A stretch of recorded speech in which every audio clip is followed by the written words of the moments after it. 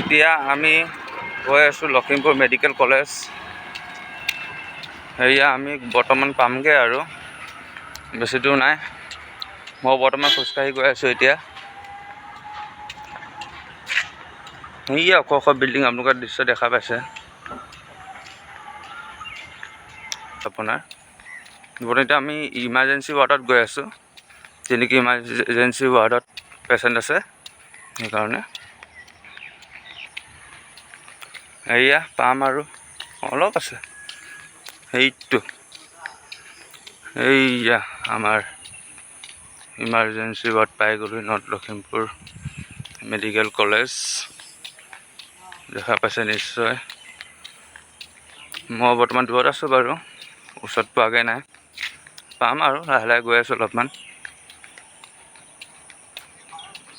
খোজকাঢ়ি ভৰি বিষাই গৈছে, বহুত দূৰ গেটৰ পৰা। এইটো ছাইড হয়, ছাইড বেকগ্ৰাউণ্ড।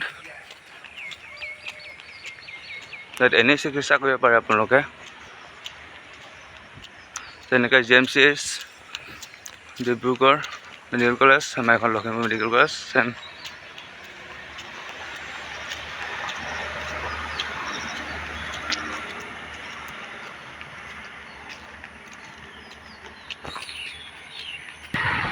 এতিয়া ফাইনেলি ইমাৰ্জেঞ্চি পাই গ'লোহি, য'ত নেকি জৰুৰীকালীন হয় অৱস্থাত থাকে, জৰুৰীকালীন অৱস্থাত থাকে, তাকে ইমাৰ্জেঞ্চি বুলি কয়। সেই ৱাৰ্ড পাই গ'লোহি আমি। বিল্ডিংটো এইটো এয়া। এতিয়া তাৰ চাইডে চাইডে আমি যাম আৰু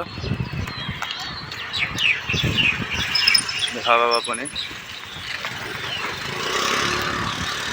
এয়া তাৰ ভিতৰলৈ সোমাই যাম।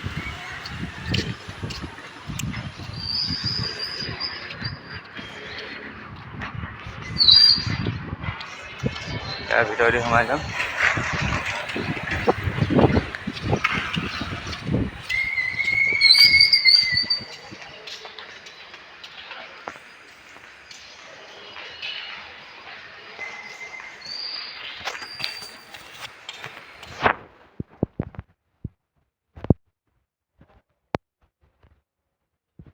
এতিয়া হস্পিটেলৰ মাজত আমি গৈ আছোঁ, ৱাৰ্ডৰ ভিতৰলৈ গৈ আছোঁ। ইমাৰ্জেঞ্চি ৱাৰ্ড হয়।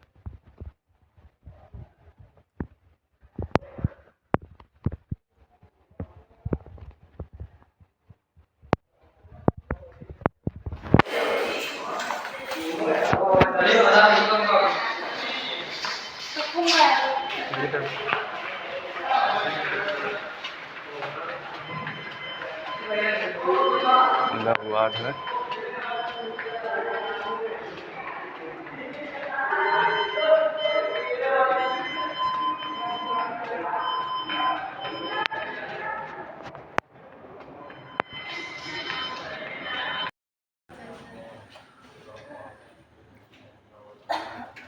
যাম আৰু এতিয়া আমি অলপমান ধৈৰ্য ধৰা।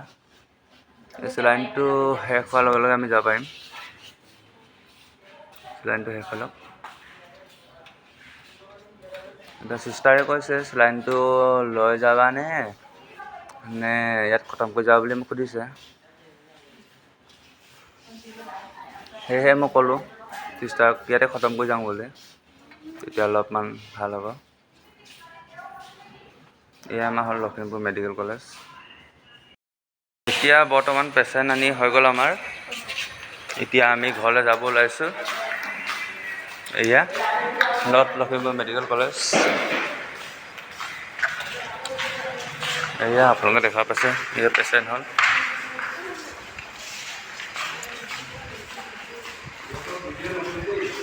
অ'কে, বাহিৰা বাহিৰত ওলাই গ'লোঁ। এই টমটম, এই টমটমখন আমি এতিয়া যাম বৰ্তমান। এয়া বৰ্তমান আমি এতিয়া মেডিকেল কলেজৰ পৰা গৈ আমি এতিয়া বৰ্তমান ঘৰলৈ গৈ আছোঁ, নৰ্থ লখিমপুৰ ষ্টেচন। আপুনি দেখিছে টমটমত বহিব ওলাইছোঁ। এই পেচেণ্ট হ'ল। ব'লক এতিয়া আমি গৈ থাকোঁ। এয়া আমি মেডিকেল কলেজৰ পৰা ওলাই আহিছোঁ। এই মানুহটো দেখাই দিওঁ বৰ্তমান। এতিয়া এই দেখুৱালোঁ, প্ৰথমতে মই দেখুৱালোঁ, এইবিলাক বনালোঁ আমি। Bye bye medical college, bye bye. এয়া আমাৰ দাদাই চলাই আছে গাড়ী মানে ভ্যাটিক্স গাড়ী আৰু এটা ভলভো। গৈ আছোঁ একদম বিন্দাছ। একচুৱেলি ভিডিঅ' কোৱালিটি ইমান ঠিক নহয়। ভাবিছোঁ আইফোন এটা ল'ম বুলি, কি হয়। যদি আপোনালোকে যদি মোক ভাল পায়, যদি মোৰ চেনেলটো ছাবস্ক্ৰাইব কমেণ্ট কৰে, তেতিয়াহ'লে ময়ো আগবাঢ়ি যাব পাৰিম। চাব আপোনালোকে মোৰ ভিডিঅ'টো নিশ্চয়, যদি ভাল পায় অন্তিম শেষলৈকে চাই থাকিব। আৰু লগতে দুটামান শ্বেয়াৰ কৰি দিব।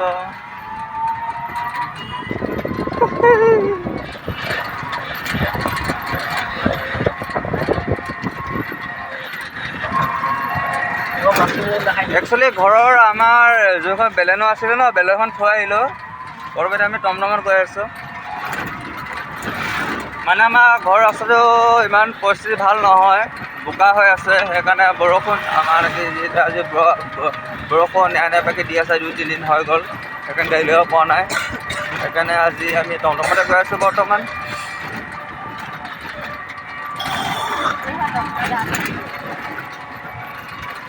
এবাৰ মাৰপিট নেই বন্ধ নুমল লাস হয়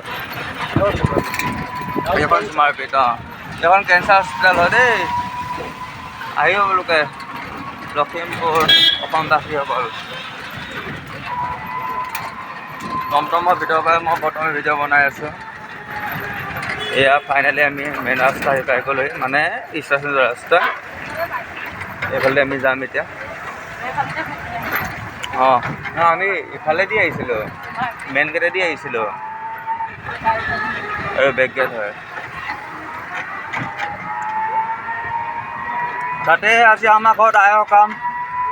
এইফালে মা আৰু বৌহঁতে কি যা যোৱা কৰিছে নাজানো আৰু। তাতে মোৰ মিছেছৰ তাতে অলপ টান হৈ গ'ল। এয়া ডক্টৰ নিৰ্মল দাসৰ এখন হস্পিটেল হয়, আপোনাৰ মাল্টি স্পেচিয়েলিটি হস্পিটেল হয় এখন চাব পাৰে। প্ৰাইভেট নহয় বাৰু, প্ৰাইভেট হস্পিটেল হয় এখন। এতিয়া বৰ্তমান মিছেছৰ ঠিক হৈ গ'ল। মানে বৰ দুৰ্বল হৈ গৈছিলে আপোনাৰ, মানে তাইতে ভাত পানী ভালকৈ নাখায় যে, গেছ বেছি হৈ গৈছিলে, মাথা বিষ হৈ গৈছিলে তাতে। আৰু সেইকাৰণে মানে কৈছোঁ ৰাতি মানে হায়দৰাবাদ আহি আমি বগিনদীৰ পৰা যে ডাইৰেক্ট মানে আৰু ঘৰ পাই গ'ল, মানে ডাইৰেক্ট লখিমপুৰ মেডিকেল কলেজ পাই গ'লোহি। তাই ডক্টৰে চেলাইন দিলে, আপোনাৰ 2টা দিলে, লগত ইনজেকশ্যন লিখি দিলে, দি মেলি এতিয়া মিছেছ ঠিক হৈ গ'ল। সেইকাৰণে আমি গৈ আছোঁ। আমাৰ বাইদেউ আহি আছে, এইফালে বোৱাৰী আহিছে, এইফালে এইজন আছে, আছে। সেয়েহে এতিয়া আমি ঘৰলৈ গৈ আছোঁ আৰু এতিয়া ষ্টেচন গৈ আছোঁ। বৰ্তমান ষ্টেচন এতিয়া ঘৰ যাম বগীনদী। বাৰু আজিলৈকে ইমানতে ৰাখিলোঁ আৰু বাকী দেখাম আৰু আপোনালোকক আৰু ঘৰ পোৱা আৰু আমাৰ আই সকামৰ যদি কৰিছে